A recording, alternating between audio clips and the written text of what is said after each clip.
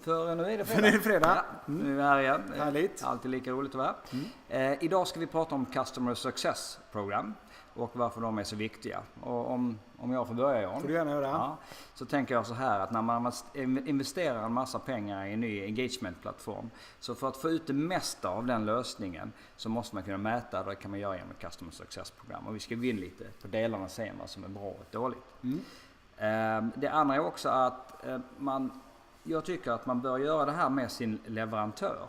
Och det går ju att diskutera och väcka lite tankar om man ska göra det. Men för att om man gör ett Customer Success-program själv så får man inte den input som man kan få från någon som är extern och kanske har ett litet mer helikopterperspektiv och se hur andra företags, deras framgångar med lösningar och misslyckanden.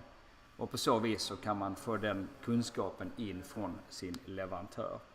Vad tänker du, Jan, när jag uttrycker mig så här? Ja, men absolut, det är bra reflektioner.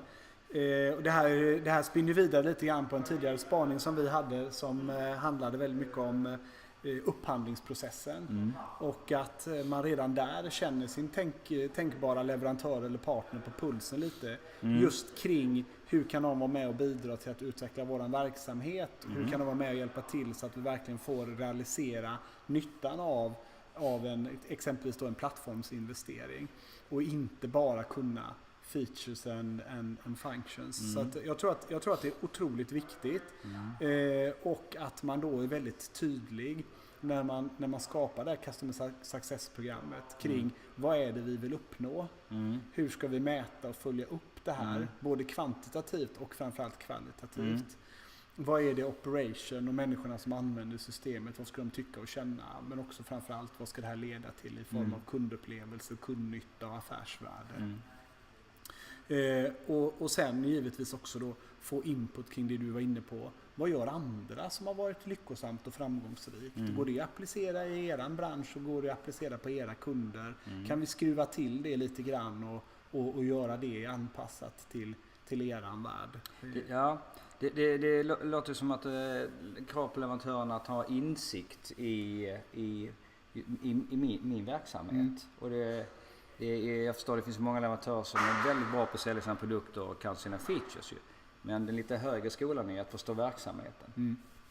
Och jag tror att det kanske är det ibland som hindrar det här samarbetet och som hindrar Customer Success-program. Och det är att ibland finns det en misstänksamhet kring att min leverantör är egentligen bara intresserad av att sälja features, functions och licenser. Och ibland så finns det ändå en okunskap hos leverantörer och partners just kring verksamhet, kring kundupplevelsen, kundmötet och också kring hur man driver en effektiv operation. Som gör tyvärr att man hamnar i en situation där man pitchar features istället för att kunna lyfta och prata kundnytta. Så här gäller det att givetvis ställa krav på leverantören och en partner redan i upphandlingsprocessen. Och sen utveckla det förtroendet då, genom att ha en viss transparens kring vad vill vi med vår verksamhet och vad ser vi för möjligheter och eventuella utmaningar, hinder idag. Och försöka samarbeta kring de här frågorna. Du snuddade lite vid det innan vad ett Customer Success-program ska innehålla. Men är det några fler delar som du tycker? Vilka tycker du är de viktigaste bitarna?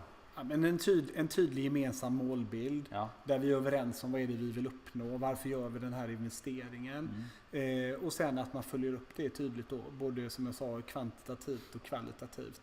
Når vi målen, varför når vi inte målen om vi nu inte gör det och hur jobbar vi vidare kring det där. Och sen också att det finns någon form av sharing ifrån leverantören kring vad andra har gjort och vad som har varit lyckosamt. Jag tror att det är otroligt viktigt och jag tror att det kan leda till ett långt och lyckosamt samarbete. Och det, med de orden kan man också sammanfatta takeawayn från det här avsnittet. Så rundar vi av där så ses vi nästa fredag. Härligt. Så får ni ha en trevlig helg. Ja, trevlig helg. Hej.